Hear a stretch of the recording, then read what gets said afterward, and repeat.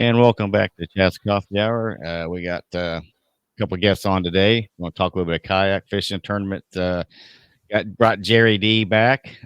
Welcome back, Jerry. And we got a new gentleman aboard, Dustin. I haven't met you yet till now. So how are you doing? Okay. Can you tell us a little bit of background about yourself? Not to get into depth, that we kind of get to know who you are. And Myself, yeah, I kind of have a diverse background. I actually grew up in Ohio. I grew up okay, close to you. So if okay, you hence know the how shirt there. familiar you are with with Ohio, but I grew up in Cambridge, Ohio. It's just east of Columbus. It's between Columbus and Wheeling, kind of in that middle. Okay, Um, and then um, I moved to Florida from there. I grew up, like I say, I spent most of my young adult life in Ohio. My little one trying to get into the action here. I have there a you go. Hi, buddy. That's all way. What's his name? hey, that's Finn. So Yeah, that's That. that's our him. 5 year old. Yeah.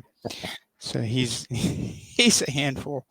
Yeah. But Jerry's met him once. He told Jerry, he said, "Why are you so small?"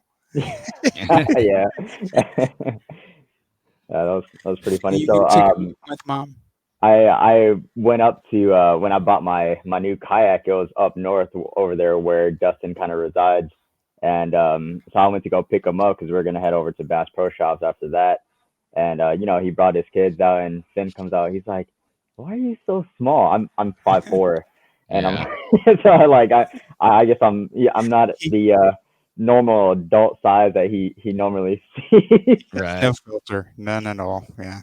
Yeah, I'm right with you. I'm only 5'5", so I know who that is. But hey, that's why I only have a 10-foot kayak. I don't need anything bigger than Hmm. that.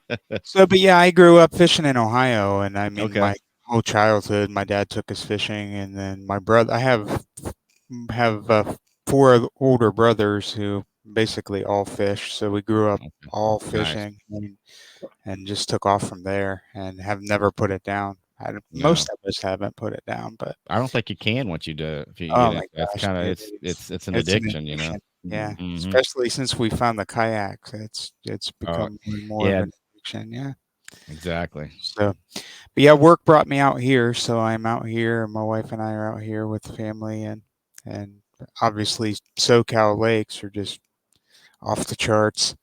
So the amount of fish that are in the lakes, I think, is the biggest difference. Obviously, Right. there's bigger fish here, but just the numbers of fish.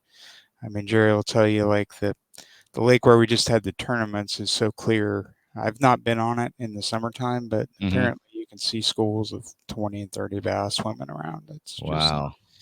and when I first moved here, I'd go up to Castaic, and I'm sure you've heard of Castaic. Castaic used to be like the hub of like the world record size bass back in the late 80s, early Yeah, I 90s. remember that's a big craze back then. Yeah. Yeah, well, now it's loaded with like cookie cutter 17, 18-inch fish, and you can go and catch 20 of them a day. It's Oh my ridiculous. gosh. Can you So, imagine that? and I'd have to buy a new tackle. yeah, it's insane. Yeah. So, I don't know if you can hear him in the background, but so I apologize for him. Oh, that's all right. That's no problem. So if that's the least thing, if that's the worst, then we're doing good because audio, video things, you know how that stuff can go. So Oh, that's just fine. absolutely. So that's where I'm at. So yeah, then Okay. I had a bass boat back in Ohio. When we moved here, we kind of sold all of our stuff off, and I mean we're moving from Ohio to here. Yeah. And yeah, can't bring everything with you. So Unfortunately, not. Nope. I'm You got to fishing in bring. Old Town, so I'm in a 10-foot kayak myself. So Okay. That's a yeah, good. That's a good boat, though. That's a very good. I was torn probably between those two. When I was looking at mine, I was looking at either the Old Town or the Native. I went with the Native because I just like the track system a little bit better for me.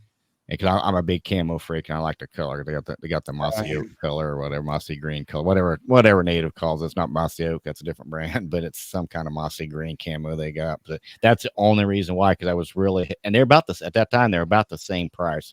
I think the Old Town might have been just a little bit cheaper, but not much. They were both kind of I, around two grand, 2,100.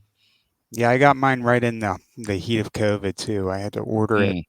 I ordered it Have a actually hard from time finding one. south somewhere. Yeah, I got it from West Marine. West Marine had one, Yeah, and they shipped it from their South Carolina branch or wherever out to here, free shipping. And I mean, it had a that's big good. gouge in it, but I didn't care. Yeah. So it still has the big gouge in it, but back then, I mean, you couldn't get them.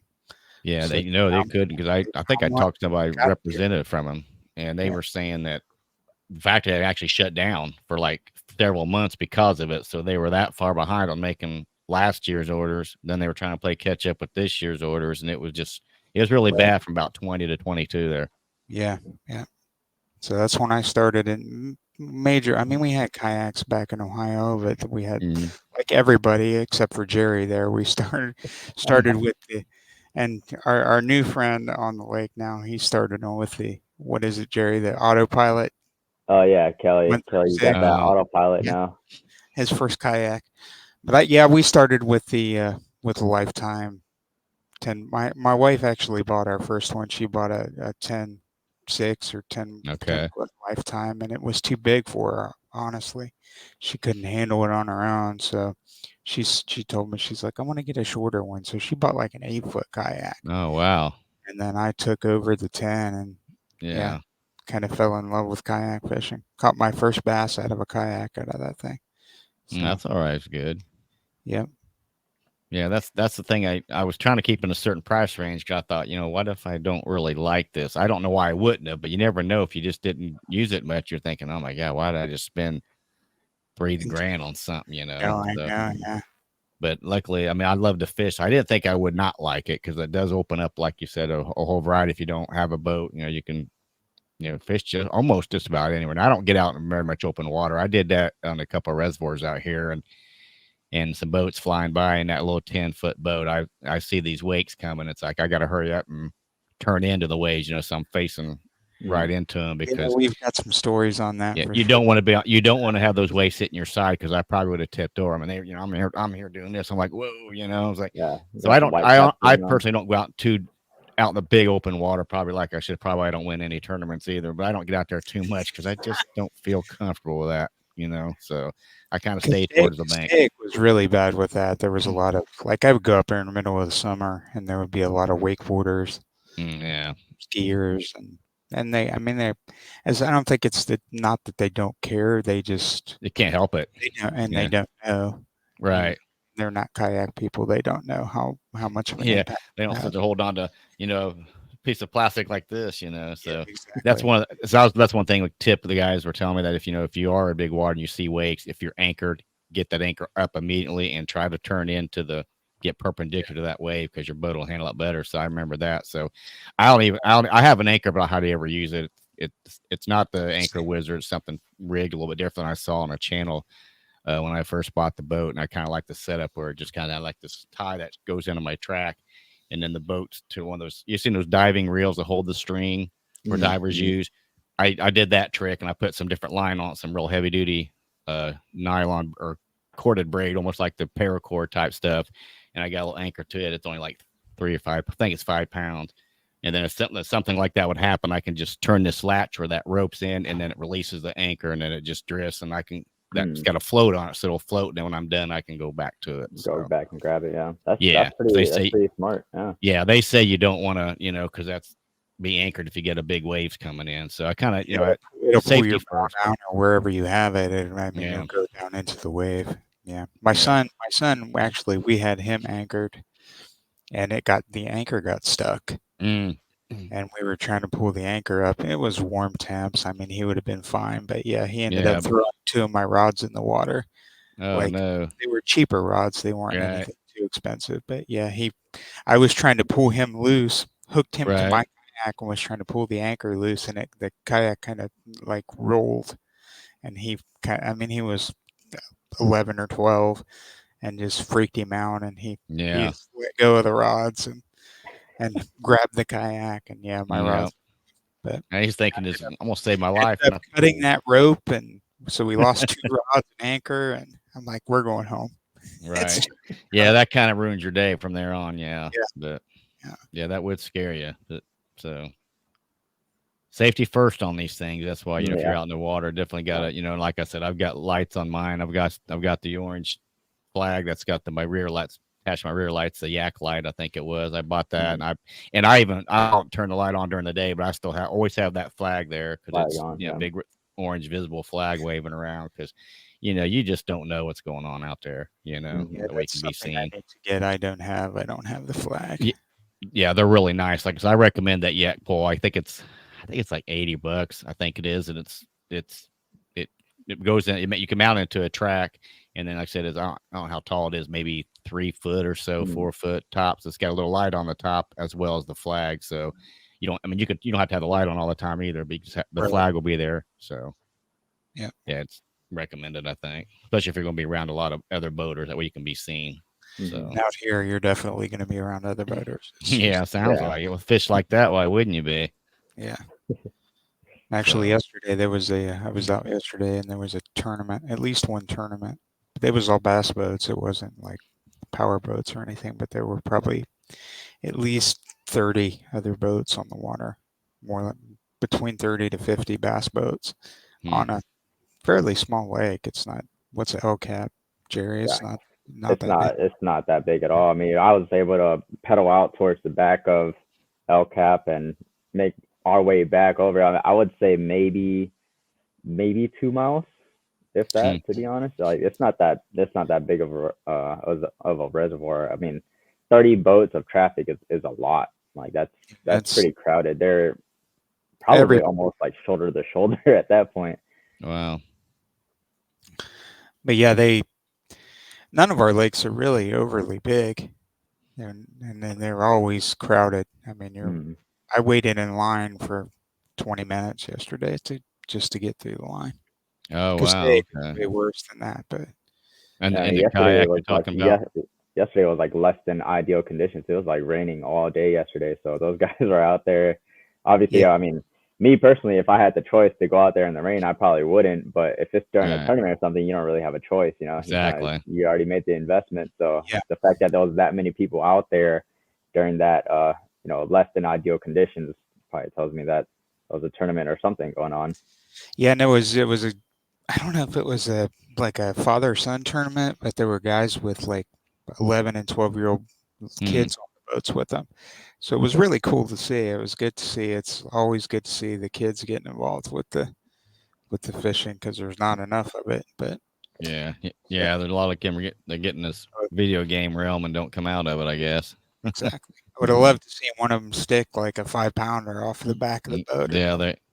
Yeah, there you go. There may have been a tournament 'cause, I mean, a lot of tournaments are finally starting to start up. I think the pro circuit started up like a couple weeks, I think. So I'm ready for it. I'm ready to get out there. This weather's so depressing. So Actually, that's kind of how, like I mentioned, growing up in Ohio, we went to a fishing show. They had like the armory there in our mm, hometown had a fishing show, and the local bass club put on a crappie tournament, and they took out like it was under 12. You had to be under 12 and sign up for this crappie tournament, and then the guys in the bass club took out the kids that signed up.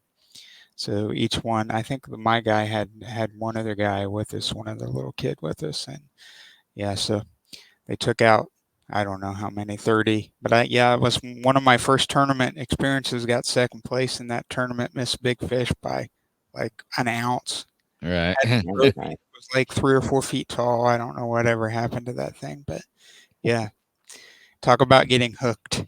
Yeah. Yeah, literally, exactly. So yeah. Once it gets in your, I mean, it gets in your blood. You can't get rid of it. I don't think you Exactly. can't just walk away. Unfortunately, unless be like for some unfortunate health reason or something else. Because it's just too much fun. So, well, while we're talking tournament fishing, you guys had a tournament last week. Um, Jerry, you want to go first on how your tournament went? Yeah, yeah. So I mean, last weekend, oh no, it was on Sunday. Dustin and I we competed in the ABA Winter Open Classic. So it's basically just like the season opener for the ABA Ironman series that we have here down in California. And this was like their opening event. It wasn't like the very first tournament because there's 6 actual like tournaments, but this was just like the opener. Okay.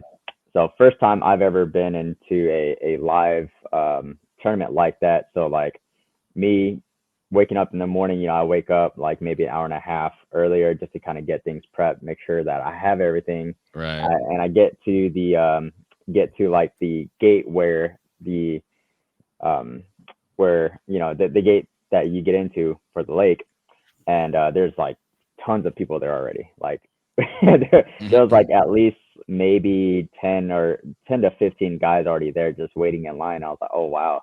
And I Wow. think I was like an hour early, so those guys must have been there for like for a while. And we kind of sat there. Dustin actually pulled up right behind me. So it was like good Yeah, it was timing. either one truck or one vehicle behind you or right behind you. Hmm. But Yeah. yeah, But yeah, so I mean we got onto the ramp, super hectic. Everything was paid at the gate, whereas usually you would go in and you would pay at like the little office space that they have there, like a little concession stand. So we paid at the gate, and then from there we go straight to the ramp. We try to launch our stuff, and then by the time we got onto the ramp, it was like already 6:45, Right. and lines in was at 7. So it's kind of like, I think Dustin and I, we were maybe like the middle of the crowd that were coming in. Mm. So those guys that came in after us, I'm pretty sure they were on the water like after 7 o'clock. But yeah, I got there, got onto the water, and got to my first spot at about 6:59, which is like right across from where the boat launch was. So Right. I didn't go too far, but that just so happened to be my honey hole per se, because that's where I basically caught all my fish. Well, there you go. So yeah, they unfortunately if they come too late, they probably did lose some fishing time. But Hmm. you can. I guess if you catch them good enough, you can make up for some of that. But so, did you have an idea where you were going, or did you just kind of go out and just start randomly thinking where they might be? So there's this specific area that I fished previously on like the unofficial pre-fish day, and I didn't catch anything off of this spot in particular, but it just looked like a good spot to me just because it was a point, it was a rocky point that had a lot of brush that was kind of sticking out towards the edge of it, and I kind of stopped at this spot, and then I went around the corner after a few casts after I didn't catch anything, and then as soon as I got to the spot that I started producing, I think it was like my second cast where I caught that first fish, and then after that I kind of just locked in because I was just like, okay, I caught one here, and Right. I kind of learned off of Dustin all the time. He catches fish off the same area all the time, whereas I have that a little bit of knowledge where I have that mindset of like, oh, bass are predatory fish, so they're always solo. So at before I would usually just catch one and just move over to the next spot, Right. but in this case, I kind of stuck around and I was able to stick another one. I was like, okay, now I have a pattern. Right. And by this time, I think it was like maybe 30 minutes into the tournament, I already had 2 fish on the board, and that spot started to get a little crowded because more and more people were coming in. So I was like, all right, I'm just gonna move. So broke the number one rule of fishing is never leave fish to find fish. So that's Right. that's what I did. So I went towards the back of the reservoir, didn't catch anything then, and that spot kind of cleared up a little bit. So I went back to that spot, hoping that they were gonna, reload into that one position. And I was able to pick off my third one after that. But then after Nice. that, yeah, I mean, it was dead. The bite kind of died down, so I tried to cover as much water as I could, and couldn't get on anything else after that. So Mm. that one spot was just my little honey hole. I Right. got So lucky. yeah, you didn't. So no calling after the first three, huh? Yeah, nope, no calling at all. I was like, oh man, I needed to call the 15. So I ended up placing fourth in that tournament. Me in third place actually tied for overall length, but he got me with a bigger fish, but I think like half an inch or something like that, or quarter of an inch. Right. Um, and then second place, I can't really remember at the top of my head, but we were within 5 inches of one another. So it was definitely a he smashed him out there for the day. He did. Oh, there we go. Yeah, there you go. I'm gonna show you what you're dealing with there. Got your so we can't So we can't if fish you lie scroll now. all the way to the bottom, I tied for last. Well, that's not good. Let's see here. So There you yeah, are. my day Yeah, was not a good day. Yeah. yeah, There you are. it was a tough it was tough out there. There Yeah, that wasn't was a many. 3 fish limit, huh? Yeah, it was a 3 fish limit. Shane, he's like the director of the whole entire ABA series, Okay. and he said he was catching them out there with a 4 inch pink senko. Which You know, like how you said, Chad, like you can't put down that wacky rig, I and hey, love it. I love those Cincos, man. I love the wacky rig. Yep. no, thing he about absolutely smashed us with that. the pink. I mean, that water out there is like what 20-foot visibility. Yeah, at Mm, least it's Hot. super clear. I mm, mean, everything you hear is as natural as you can be. Throw right. natural. And he's throwing hot pink. Yeah, I don't Yeah. think anybody can explain why pink works. I've watched some different shows on that from professional guys, and they're like, "We're not really understand why it works, but they know it does work." You know, 'cause it's and you can only because you can see it really good. You know, it's kind of like Mhm. almost like a top water fit or bait. You know, you can see it really good, but yeah, if it's that clear, you would think the fish would kind of avoid it. It's like, what in the world? 'Cause, I mean, it doesn't look like anything in the water that I'm aware of. That Mhm. color, anyway. He put his post tournament video out, and he was smashing him on it. Yeah, he was killing it with that thing. I think he caught like 6 fish total or something like that Yeah. day. He got And some on a drop shot too, but yeah, he yeah, was yeah. all of Okay. his big fish were yeah, he caught 2 17s and a 19. All of those were on that pink senko. But I mean, my theory behind that is I think it's just presenting something to the fish that they have never seen before. You know, going Right. back over to you know, doing something where you would always upsize or downsize to the extremes where you're not really presenting something to the fish that they're normally used to seeing. And you know that maybe that bright pink senko was just like, yo, what the heck is this? You know, this Yeah. looks weird. I'm gonna try this out, see what it tastes like. Yeah, Yeah. yeah, exactly. Yeah, does it taste like bubble gum? Because that's what it Yep. looks like. Right.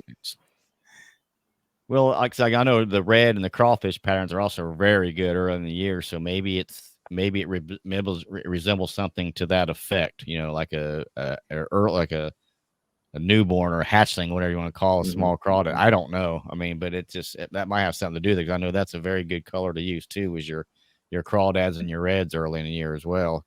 Because mhm. they got some of those bright colors. Another good color a lot of people use. I think it's Z-Man makes it the methylate. It's like a bright Yeah, I pinkish have seen that. Yeah. red or something. It's really hard to describe. And then they Yeah, got this it's a clear red, I think. Yeah. Yeah, then they got a bright yellow that looks like, oh my god, it looks like Big Bird color. I mean, it's just so bright yellow, you know. So it's Mm. some of those colors are, I don't know, but that's Way like, back in the day, they had those floating. If you remember the old floating worms, I yes, don't even know who made them. Might have been Mans made them back in the day. But yeah, they had a like a extremely bright chartreuse and an extremely bright pink. And yeah, you put them in just a Texas rig hook with no weight, throw them out there and work them basically like a fluke on the surface. yeah, And yeah, we would catch them on the. I never really caught them on the pink, but on the right, chartreuse, I think they had a weight one too, like a flat weight, basically. okay, There's weird stuff, weird colors. yeah, it is. I mean, well, like me and Jerry talked about last time. I mean, if you look about something like a wacky worm, I'm sorry, but it looks dumb. It really does. It's like fish gonna hit this, this little worm hanging off the hook. It's like, Yeah, yeah, they love it. They love it. that's his rig too, man. When we first met, that's what he would throw all the time was a wacky rig. That was my comfort bait. That was the one I'd always Yeah, default on.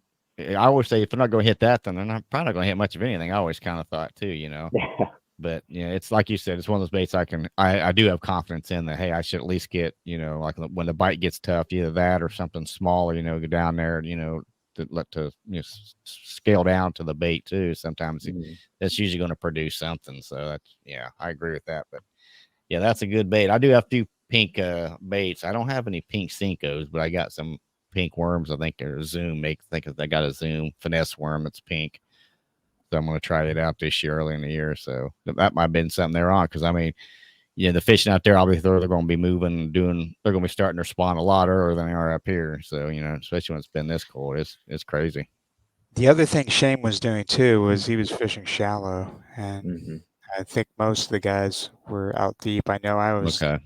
attempting to get them deeper, and I think Jerry was out there deep cranking, and Shane was throwing. I mean, he was deep. Shallow is relative there. I mean, you get Mm. 5 feet off of the bank, and it's 15 feet deep. So Mm. he was throwing. There's all this heavy brush, and he was fishing right in the heavy brush. So he was again something different that not everybody's doing, and so and And that's I'd been tempted to do that. I'd been tempted to. I had rigged up a braid rod and was going to go like basically punch that stuff and throw a creature bait or a big jig up in there, and I never did right. it. I'm wishing I would have done that. Was the cover really thick there? Yeah, up close to the shore it is. Yeah, in some Mm. areas. Okay.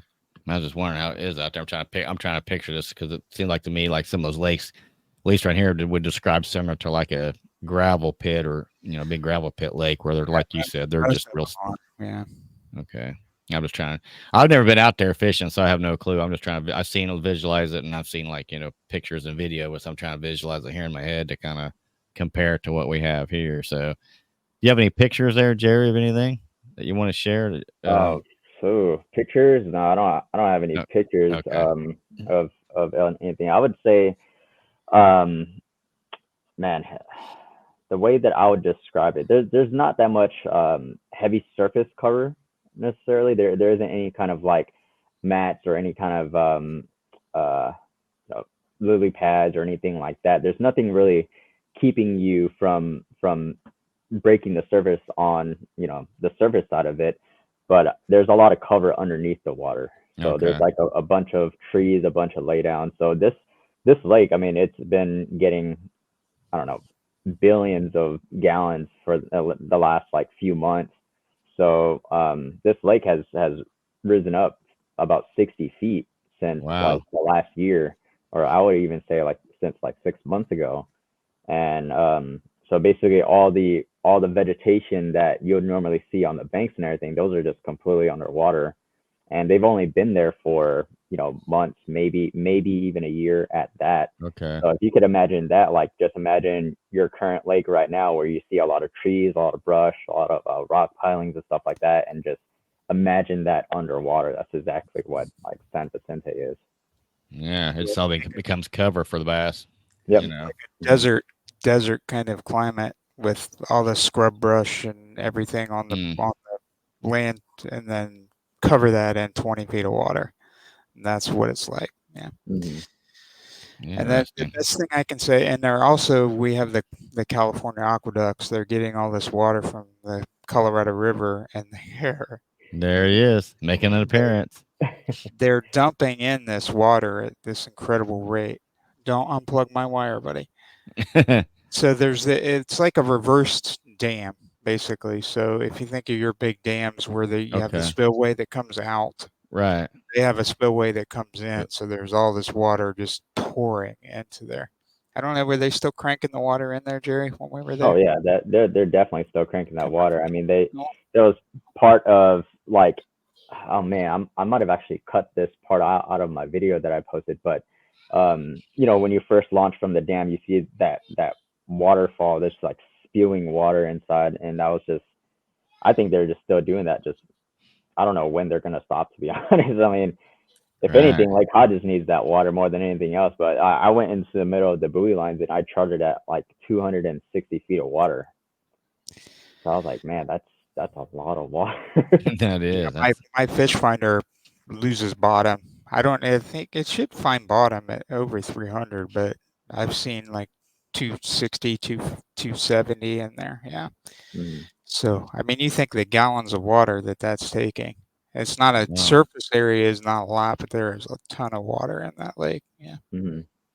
Yeah, that's putting it out there pretty quick. All that water in there. Yeah, that's Yeah, so it definitely messed up the fishing kind of pattern that you would normally find. It's right. not something that the fish are used to, so it's kind of like, oh, it kind of messed them up a little bit. So I think as much of an expert as you can be at San Vicente, I mean, usually people would say that like if you're throwing a worm out there, you're gonna catch fish, which proved to be true. But even then, like that will still kind of that rapid rise of just water level would definitely mess up some of the fish and how they react to stuff. Yeah. Yeah. But yeah, for me, what I was doing, come on, Penny, you need to go. No, Mm. go, bud. Uh, so I did a lot of pre-research on like Google and was trying to find some Right. because like the water changes, the depth changes. Like you can go on Google and scroll back to 2008, and there's areas that didn't have water at all, and now they're 70 feet underwater. So you can That's go and crazy. find these giant boulder piles and Yeah. ditches, all this structure that's there. So what I found these two giant boulders that are, I mean, they're house-sized boulders that Mm. have this they're kind of a slanted structure to it so that it didn't have all this brush on it. So I was thinking I could go there and stay out of that brush, and it just didn't pan out for me. And I had to run a half an hour to get to them to get all the way to the back of the lake. So, and then Mm. to get back to the front of the lakes another half an hour. So we're Yeah. already running late. Yeah. That hours were from what, 7 to what, 3? Mm. Okay. That's what I thought. So Well, you but my take these gambles in these tournaments, and sometimes they the pan out, sometimes they don't. Yeah, exactly, and that's with any term, whether you're fishing from a boat or whatever. Yeah, you just think, okay, am I gonna do I want to spend 2 hours of driving and less fishing where I know I might be able to get, right. it's like you just hope you made the right decision that day. Hmm. That's just kind of a gamble and stuff. That Now, day, what boat are you running now, Dustin? What do you have now for your kayak? I'm sorry, say that again. What kind of kayak do you have now? I have the old town. I still run the Okay, exact that's same old right. Yeah. town. I'm Okay. in a 106, but Jerry got updated his kayak, and at that, Yeah. like you said, when he came to my house, we were going to Bass Pro Shops. So that Bass Pro Shops, I had been saving for, I don't know, I say 2 years. My wife says a little over a year, but she's the actual physical saver. So Right. Right. we Right. went up and picked up my XI3 at Bass Pro that day that Jerry was here. So we literally picked up his kayak and then went and got my XI3 the same day. That's a good So day. Yeah, it yeah, was a good day. yeah. So that tournament was the third day, I think, second day, third day that I had that XI3 on my kayak. So it's definitely a learning curve, but man, is it a Yeah. game changer. I mean, Yeah. like yesterday, I was out there, and I mean, the wind picked up. It started raining. Wind picked up, blowing 20, and you Mm. hit that spot lock, and you're locked in. I mean, you don't go anywhere. I mean, you drift left and right, pick up a couple feet, but you're there. I mean, it's like you're anchored. Wow. It's Yeah. See, a game that's what changer. Jared's talking about. It's kind of I haven't experienced that. I wouldn't. I wonder how good that would be. So. Oh my gosh, I, it's night. I if it's in your budget, I would 100% like that. It like you said last time, like you went from like a paddle kayak to a pedal drive Yeah, that's kayak, night and and day that difference. was a game changer for you. And then Yeah. just wait until you get into the the spot lock game, and it's kind of like, wow, this is. I mean, at that point, it's basically just a portable boat. At that point, Yeah, you have a motor to get you to and from, and then you don't have to worry about carrying any kind of extra equipment other than like batteries and stuff, and Right. chargers and everything like that. But as for physical like material, you're not carrying around like a 5 pound lead weight for to use as an anchor Yeah. with like Right. 50 feet of rope or anything like that. So I mean, if it's within your budget, I would 100% recommend it. Even if that means kind of um, skimping out on the kind of kayak that you get. Hmm. To keep it within budget, I would 100% recommend that. It just makes your fishing experience just so much more enjoyable at that point. and What productive. batteries are you running for that? We both run 100 amp hour batteries, and Okay. that lasts us all day. Okay. Yeah, I've not tried a 2-day trip on it, but I think you can probably get a 2-day trip on a 100 amp battery. Yeah, Is yeah, that a lithium battery? yeah. Okay. Yeah. I was wondering what size you use for something like that. So. Jerry, you have an amped brand? Is that what Yeah, you I have? have the Amp Yeah. It's Outdoors good. 100 Good amp battery. hour, and again that came with the kayak. When I bought the kayak, it came with like everything. So I didn't. The only That's thing I needed nice. to do was just have my rods, and I could just go out fishing with it. Um, but yeah, 100 amp hour is like the standard when it comes to you having a spot lock motor. Is you want to start off with 100 amp and then go from there. And I think Dustin and I, we fish all day from like the moment the lake opens to the moment the lake closes. We have yet to fully deplete the battery, even with us running it from location to location as well as keeping that spot lock on all day. It's like, yeah, it's good that we're getting some confidence in the Right. life of the battery. Yeah, because I always worry about that too when you first out there. Hope this battery lasts. Hope this battery lasts. And always, yeah. At least you know it's And going to work now for you. it's Mm, not like your lead acid where like if you're accustomed to like a lead acid battery, you get that Mhm. slow trickle where it'll eventually just start to run down and run down and run down and run down, and your trolling motor runs slower and more slowly, and then boom, it's dead. It doesn't work that way. So with the lithium, it's constant power until it dies. Until it's 100% dead, you have the same amount of power. So, like Jerry's saying, you don't know unless Right. you have like a actual meter on it. You don't know how much charge you have until it's dead. So potentially, you could get out there and get stuck, and then have to paddle back. But Right. That's why yeah, you always have a paddle, regardless of what you have. You always need those paddles. with the Like I said, if hundred you get amp, in shallow water too, yeah, with the 100 amp, I think guys say you can get two. I guess it depends on how much you're actually using the spot lock, but I think you can get away with a couple days. But I don't think I would ever push it for 2 days no, unless I no, absolutely have to. I'll better safe than sorry. I'll just do it like after every outing. I'll just go straight to the charger. yeah, Yeah, Not even yeah. gonna risk it. What exactly? Why risk it? I mean, if you're on a small lake where you can see all around you, and it's only like 50 yards at the most, that'd be one thing. But yeah, if you want to right. get out there where you need to travel some good distance, then no, I wouldn't chance it either. That would just ruin your day. Then Mm. that's all you're thinking about or worrying about. An old Especially out battery. here, we get the winds are kind of ridiculous out here. So I mean, it can get pretty heavy out here. So I mean, if you got back to like he's saying, he went back 2 miles back to the lake. You get back there and your battery dies, and you got to paddle back. I Oh, mean, what did it take you, Jerry, to get back that day? An hour and a half to get back from the back with the pedal drive?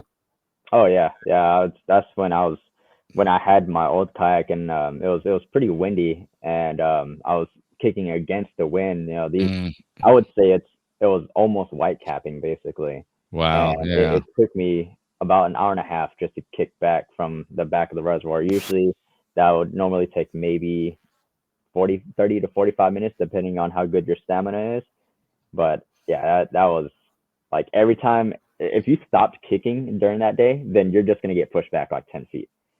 So it was just like it was a constant motion, and yeah, Yeah. That's I was smoke checked at the end of that. I was like, yo, that sucked. I do not ever want to do that ever again. no. That's not fun at all. So to No. try to paddle that, yeah, I mean, it would almost be impossible. Oh Yeah. yeah, I wouldn't even want to attempt that. No, I'd just try to wave some boat down, have them tow me in or something. Hmm. Hey, come over They here, hey go buddy. get the ranger. Yeah, hey buddy. Or if you could, the way you get around the other lake, just have it drift you to the bank and then walk to your truck or whatever, get it. But like You you could said, probably do it at that lake, okay, yeah, that especially might be water another level option. now. Yeah, it might be another option you have. I don't know. Depends on what lake you're on, because some lakes you may one side of the reservoir you're trying to get away from is nothing but forest, and you ain't getting anything back in there. Right. So that could be a good problem, or a bad problem. So interesting. Oh boy. So when's the next tournament? So the next one is going to be February 10th, at least for the ABA series. Okay. That's one of the ones I've already signed up for. I don't think Dustin, you're gonna partake in that one, right? Yeah, it was a little expensive. It's a pretty penny to get in. Yeah, and there's other tournaments. I don't know if Jerry's gonna end up signing up, but there's a local group here, the SoCal Kayak Anglers, and Okay. I mean, they fish basically the same waters, uh, but it's the stakes I don't think are nearly as high as the ABA. Like the ABA, you end up qualifying if you qualify, which I think he probably already did Mm. with that fourth place finish. You can go up Nice. and fish. Is it Clear Lake, Jerry? Yeah, so West Coast Championship is the ones that the I think top seven qualify for, Mm. and that is going to be up in Clear Lake, California, which is like maybe 8.5 hours away from here in San Diego. So it's like up north towards like the Sacramento, San Francisco area. Okay. That's like Tactical Bassin. The guys from Tactical Bassin, that's where they started, is Clear Lake. Mm. So, Mm. and there's teeners in there. So there's potential. And that's Greg Blanchard fishes up there a lot. I mean, Like there's I a know he lot of does that in the bigger Delta a name lot guys. too up there. Is Mm. it near the Delta up there? Yep. Yeah. Okay. Yeah, they have some really good fisheries up there up north. I'm kind of Yeah. jealous because we only have like these reservoirs and stuff, but up north you have Clear Lake, you have the Delta, you have Lake Maloney's and stuff like that. It's yeah, they have some pretty good fisheries out there. Well, I think your personal best is about to be broken soon, so get ready for I think, that. yeah. I keep I don't telling know. him, It needs to, man. I was like, dude, Yeah. if it's not a 4 pounder or over, like there's no even, there's no point of me even trying to measure it right now. But no, I think it's just a matter of time, to be honest. Oh yeah. I think so too. Yeah. You go to that lake you was talking about earlier with all those big double digit bass in it, go in there. Be that's Hmm. Hodges. Yeah, that pulling you lake around the is boat. That'd be all right. That's good though. Yeah, but I think it'll be beat if you get up there. But that's pretty good that you did that. You qualify for that. That's pretty awesome. So how many more tournaments or is this the ABA? Do you have a certain amount of tournaments that they have throughout the year? So they have 6 tournaments throughout the year. Okay. All of the so from 1 through 5 is gonna be like down here in San Diego area. And then number 6 is gonna be at Havasu Landing, which is in Arizona. So that's like the only one that's actually gonna be out, more than a few hours. Right. But even then, I think that's only about 4 hours away from where we are.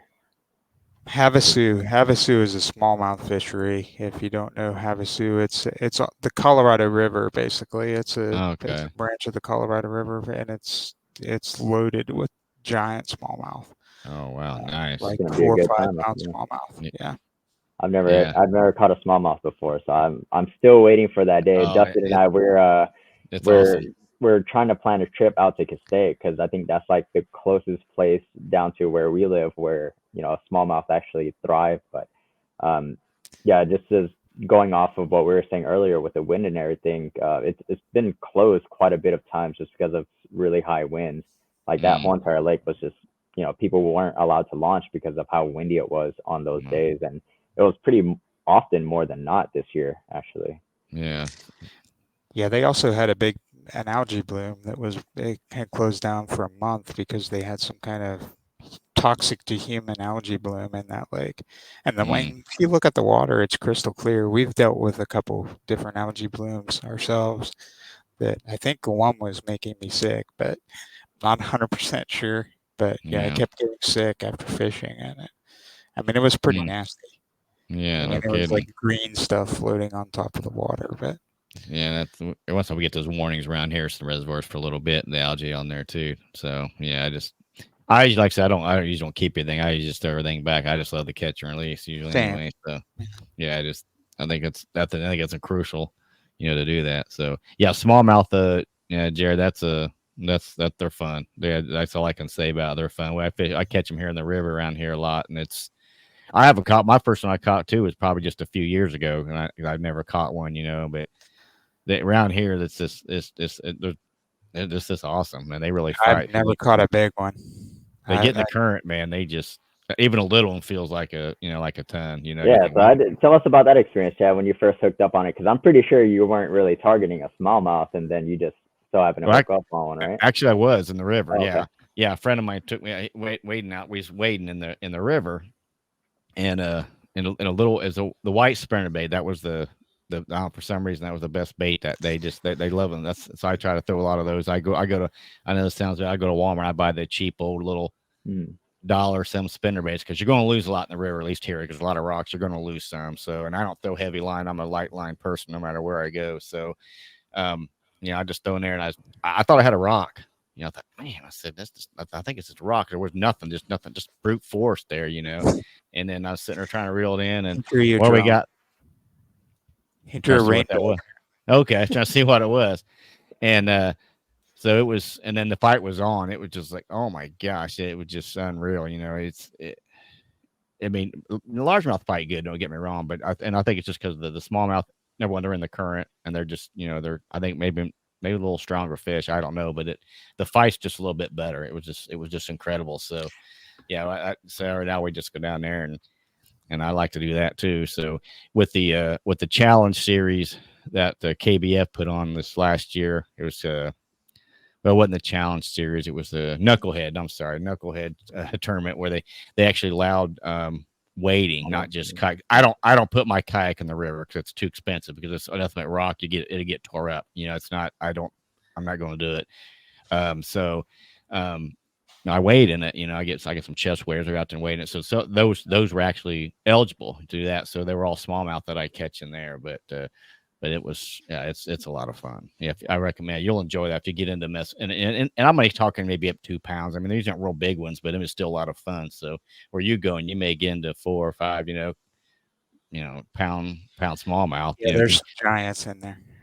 Yeah, you're gonna They're have a hard ball. to I could catch. I could imagine They're that. really hard to catch, but yeah, there's some giants. Yeah, I could imagine that. It'd be awesome. So yeah, he's attention seeking. He sees the camera. sneaking in on my camera.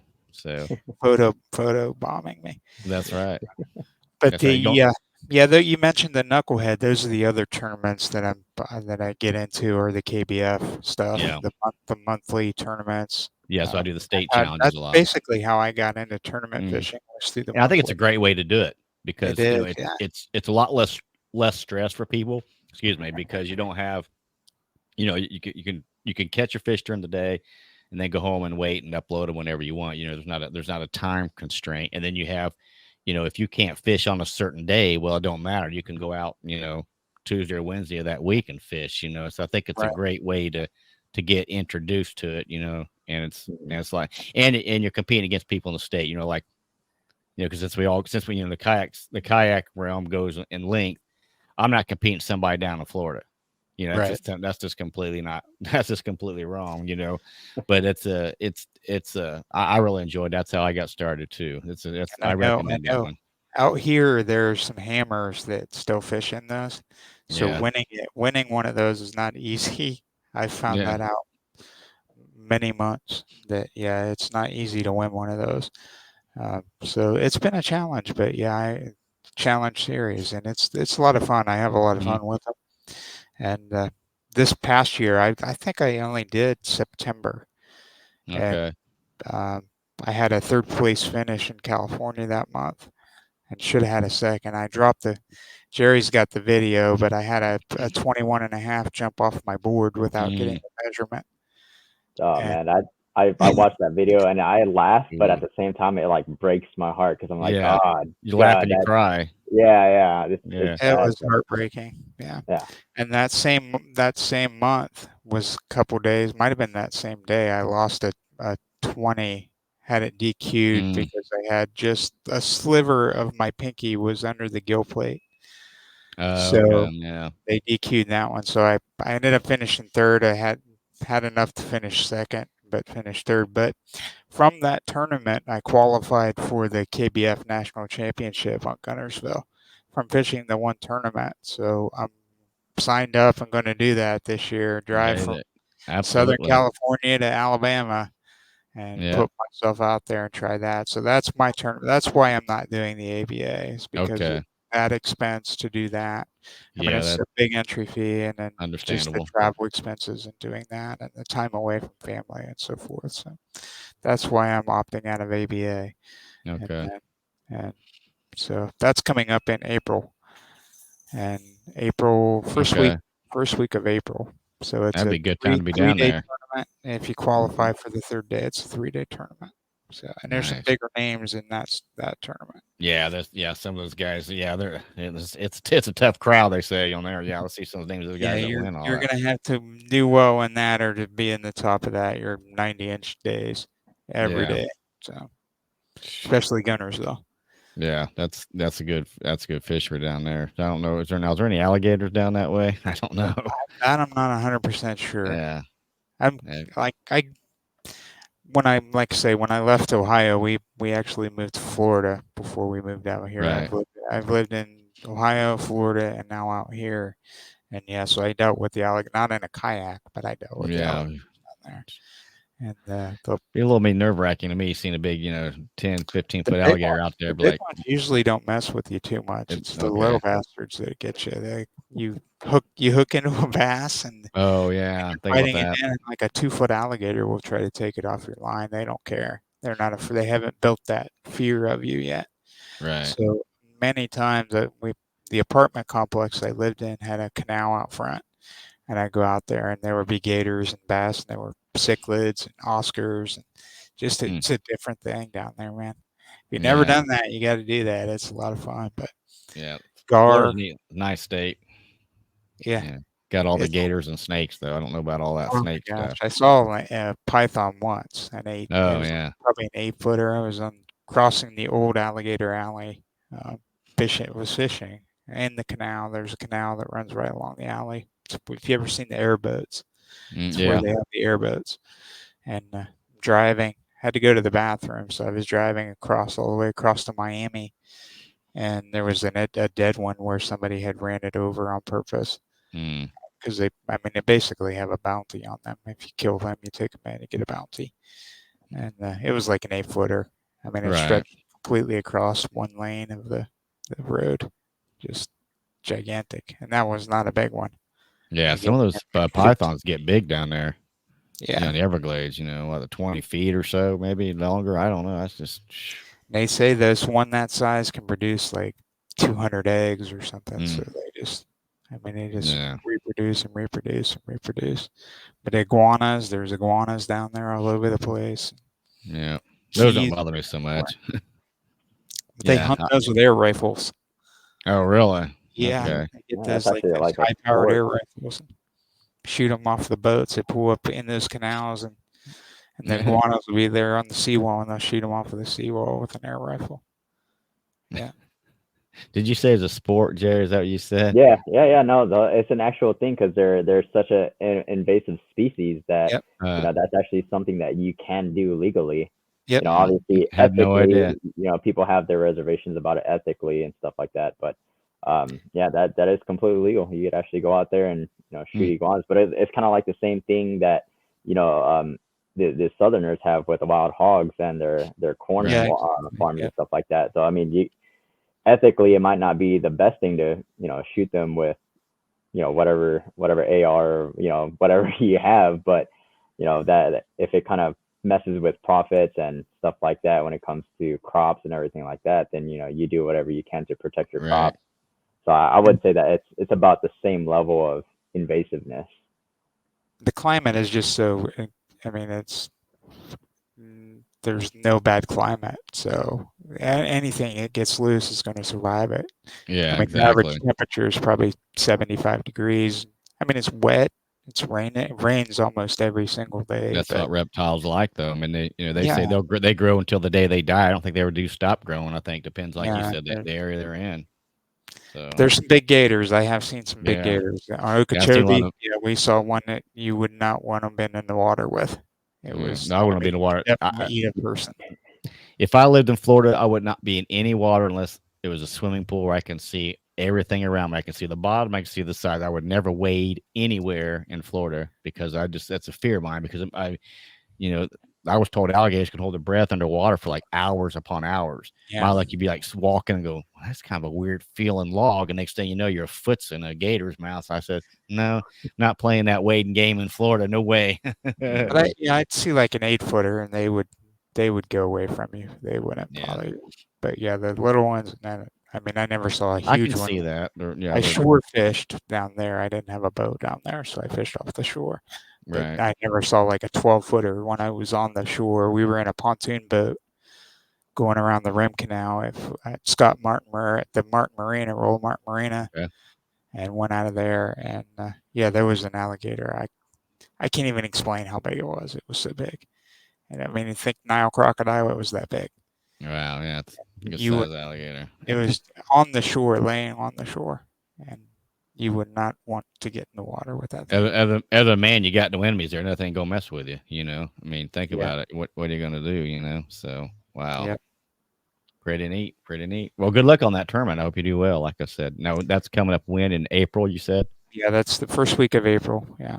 I think there's Okay. 131 or 132 people signed up for that one so far. Oh, wow. So, and there'll Yeah. be more.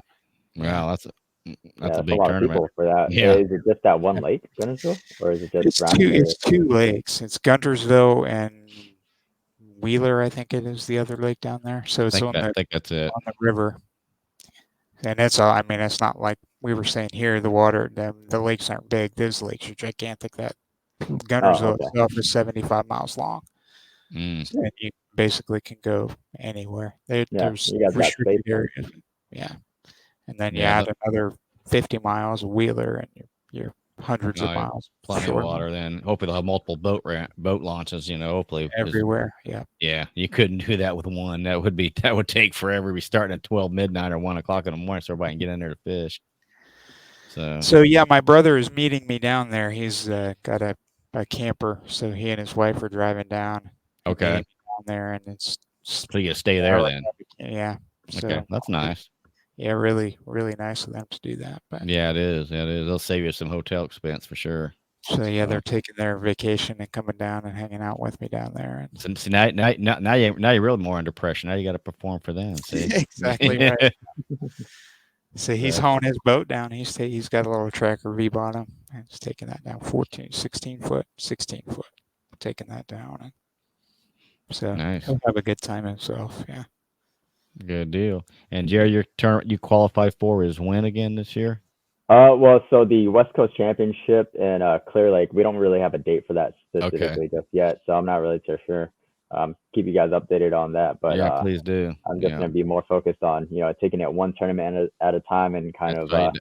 see where I'm at when it comes to these guys that I'm competing against because these guys are they're good. Yeah, These guys are good. Yeah. Shane is kind of one of the more well known guys out here, the gent that won it. He's sponsored by, I think he's got a Motor Guide sponsorship, and I think in his video he's mentioned he's sponsored by Yamamoto, and so these guys, I mean, Bonafide and stuff. they're okay, bigger name guys. right. So for him to come in fourth, there's saying something. That's pretty good. I mean, yeah. I mean, even if they were just a bunch of people that just fish for locally and have fun. I mean, that's still pretty good. You got to be proud of that. Oh Yep. yeah, I know. I absolutely am proud of it. I Yeah, mean, I honestly good can't start. think that I got lucky, but hey, I'll take it. Right. You caught the bite at the right window there where Yeah, you yeah, get exactly. it. So, I right place at the right time. right. Sometimes that matters, man. Sometimes that Yeah. matters for sure. Especially later in the year. I think sometimes you can you'll have a great first hour bite and then it just goes. So just being in the right you did find it. So He mentioned that me showing him like explaining how to find one fish and then try to pick up more fish. I mean that's mhm. kind of how we do it. I mean he's showing me techniques, or he goes out and picks up a technique that he's never done before. It kind of inspires me to pick up a Right. technique that I've never done before, like this jerk bait stuff that we've been doing. I mean, I've back in the day I used to throw jerk bait all the time, but it's not something I've done a lot out here. So he's been jerking it all over the place and just smashing them. So yeah, yesterday I caught one on basically one of his jerk baits. So it's kind of you get that team and Right. built around you, and yeah, Mm. you become a better fisherman out of Exactly. having other fishermen around you, and getting in these clubs. I think will help that too. I mean, Yep, you and that fishing competition. against Yeah, fishing against the guys, that's about I think it's any kind of competition, whatever you do, and if you're around guys that are better than you, that's only gonna make you better, yeah, because you're gonna try harder and you're gonna listen to what they say and, just watch what they say, and observe, whereas if you were, not brag, but if you was like top dog all the time, he's like, just ho hum, just go out there and go through the motions. So I think it makes a difference if compete and against guys that are better than you. these kayak guys don't seem to be. I mean, this is a pretty tight knit group Yeah, out I thought here. good, and they're really usually really good people. Yeah, Ones I've been around, I don't see anybody that's really too bad or anything. yeah. I was out there yesterday. Actually, the gent that bought Jerry's old kayak flagged me down. I was at the ramp, and he's like, "Hey, you're Dustin, right?" And I'm like, "Yeah." He's like, I bought Jerry's kayak. This is Jerry's kayak." So I talked to him for probably 10 minutes. I mean, people approach you. I mean, everybody is basically the same. We all have the same values, the same Right, kind of interests. I mean, it just everybody is open to giving you right. information. Yeah, So they're all out there for the one thing: catch that fish. Now everybody Mhm. has their little secrets and little hot spots. I understand that. uh, for sure. That's why I would never ask. A good friend of mine, he fishes. He's doing the Phoenix tournament in the MLF this year, and I don't never ask him, what his spots are because I know he ain't gonna give it up, and I ain't gonna blame him, But I've learned a lot from him too. He's really good, so it helps to have somebody bounce back and forth with different techniques and tips and everything like that. So, well, guys, we've been here for over an hour. Anybody got anything real quick before we call it a show here? You got any last minute comment you want to make about your tournaments or anything that you could think of? Or No, not for me. Just thanks for having us on. Always a pleasure. Always a good time. I mean, man, when we are on, like we could ramble for hours about this kind of stuff. oh, And you could, it's like yeah, I mean, we could just keep on It's, going if it's we really yeah, wanted yeah, to you be can just honest. go and go and go. yeah, you got to specify, like, okay, this show we're going to talk about kayak tournaments. This show we're going to talk about baits. This time we're going to talk about this technique or these boats, whatever. Yeah, because like you said, it's you go down this rabbit hole and you can just that reminds me of this, and then you go on to this, and then you go into that. So, I understand that completely. So, It's like Jerry said, when we get out there, I mean, like Hodges, when we were fishing at Hodges over the summer, we would get there at open. That's something else too, like out here, the lakes have opening and closing times. I'm sure most of you aren't used to that. But we would get there at no, open and close it. So we would be one of the first ones there, one of the last ones off the water. So you're a 12-hour day, 13-hour day. And I mean, it's the yeah. same thing here. We could just keep going and going and going and going. So, Yeah, yeah, that's one thing I've done. I done last year. I keep wanting to say this year, but it's 2024 now. So technically, yeah, it was last year. That I would like before I fished this new body water, like for the state challenge, you can go anywhere as long as it's public water. So I'd be calling these little, these smaller public lands, and I'd ask them, say, when what are your hours? Get open. They say you can come in anytime. You can just come right on in. Because like you said, I don't want to be breaking any rules or coming in. They should, and most of them say nope. Just come on in. You got your launch permit. You're good to go. And because nothing that I've been to yet has any kind of gate where you can't get through. You can just drive on through, and because I get in early, and I try to fish a lot during the week on those tournaments because it's number one, it's less traffic. So I try to get in there early. I'm always in there before dark. I'll go and get my back up, get my kayak at the thing, put all my gear in, drive back up, and then go to the bathroom, whatever, and just kind of relax a minute before I get in, and then I take off. 'Cause I don't want to go. I don't want to be out there in a pitch black, but it's still right. fairly dark. But a lot of times you'll have the place area by yourself, and that to me that's kind of what I like, I guess. Yeah, you out here it's a little bit different. I bet, Everything yeah, has an hour and they close. And I mean, if you're not yeah. off the water, they'll come and get you. Oh, wow, yeah, Yeah. that's yeah, well, that's pretty strict. Hey, get off of there. Yeah, that's Yeah, why I always make call. That's what tip. If you're not sure about something, just call. And ask questions because that way you're not gonna. But yeah, yep. I didn't know there's that strict out there. I had no idea. So, Oh, it's pretty bad. Yeah, and then like mm, nighttime fishing, there's like I don't know of any lakes that allow you on at night. I mean, there's some lakes that have nighttime fishing right. occasionally, but they'll promote Mm, it. But had no I idea. guess, Interesting. So that's how you learn that stuff, I guess. yeah. So, Hmm. all righty. Now you're not fishing next month, right, Dustin? You said you weren't doing that one. No, I'm not doing that tournament, but Okay. I'm in the KBF. Once the monthly starts, I'll be in that. I'm in the Okay. Catch 22 tournament. If you're doing the Catch 22, I'm in the Catch 22. Okay. Um, so that's a good tournament for just to keep you going, keep you motivated. Um, if you want to, I don't know if you could explain that sometime, but yeah, Yeah. Yeah, that's in there we can always do too. Talk about the different ones, different how they broke down. Because like I say, KBS got a lot of variety. For like you said, people just getting started into it or don't have a lot of time or are busy can do these kind of things. Still get right, the taste of the tournament fishing, but be able to go kind of on their own time, which kind of I think. But I think once they do that, they're going to kind of get the bug and they're going to want to try to get involved in these other, it's you exactly know, what I did. Yeah, yeah, and because that's just yeah, the KBF is exploding right now. yeah, I mean, Chad is mhm, really working hard to push the KBF, and their extracurricular benefits that you're getting out of the KBF are, yeah. I mean, basically you're getting your membership dues back and benefits, Yep. and so it's a no-brainer. Yeah, Yeah, I got to meet Chad 2 years ago down at the Indianapolis Sport Boat Travel Show, the kayak exhibit here. I got to meet him down there, so that was kind of nice. He was a real nice guy to talk to you for Yeah. You just sit and talk like you're his best buddy, known him for 10 years or so. So Yeah, I mean, he puts his cell phone number out there. He might have his cell phone and number. that's exactly what I was going to say. I've actually texted him, asked him questions, and he will actually respond. The first time he did, I'm go, oh my god, he really did respond. I didn't expect a response that Exactly. quick, but yeah, it was pretty fast, and that's Yeah, I've been pretty asking him commendable. questions about gunners though, and yeah, I mean, he's pretty quick to get back. Yeah. Yeah. They'll get you some Google Maps out, and check that real good, and Absolutely. Yeah. yep. So it'll be a good time, I think, down there. Like I said, I don't know. There's April of that far south. I don't know. There may be a few spawners left. But I think don't they usually I know in February, March is when they spawn in Florida. Am I Yeah, they're correct? getting hit pretty hard right now, so I'm sure it's gonna push it back a little bit. But Yeah, yeah, and the cold weather might too. yeah, that's what I mean. Yeah, I mean, Yeah, they're getting snow and yeah, ice that's right now, crazy. so it's Yeah, definitely gonna hurt them a little bit. But yeah, that'll push everything back for sure. So, it's all I right. think the lake sets up pretty good for me, so Yep. we'll see.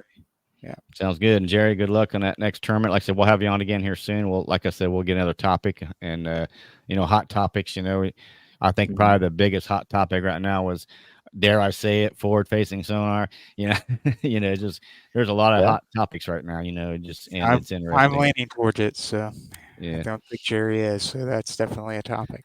Yeah. Yeah, it definitely is. I mean, I will say that for another day. I see both points very well. Mhm. The only thing that worries me is not so much of the tournament realm because these are all catch and release, but I worry about the crappie and the panfish populations. They're going to annihilate them It's because really, there's really bad out here. yeah, there's not an infinite number of fish in there. You only got so much, and if you deplete it, it's gone, and that's what worries me because you want to preserve for years to come, so people can enjoy that. That's my only concern with that, you know, is people out there and just slaying crappie every single day because eventually it's going to catch up. Yeah, They're not going to be able to keep up. So there's gents out here that do it we see them each time we're out there, and I mean Mhm. they're doing nothing illegal, but yeah, no, it's perfectly legal. It's over time, if you get a lot of people doing it, day in and day out, there's not gonna be nothing left to populate, and I think that's gonna hurt everybody. It's gonna hurt, the industry in all general. Bait companies will struggle. Why are you gonna buy baits for? Mhm. So it can That's it'll go another thing. down. Another so thing as I too say, is we could go on and on and on and on. Exactly. What was you gonna say, well, Jerry?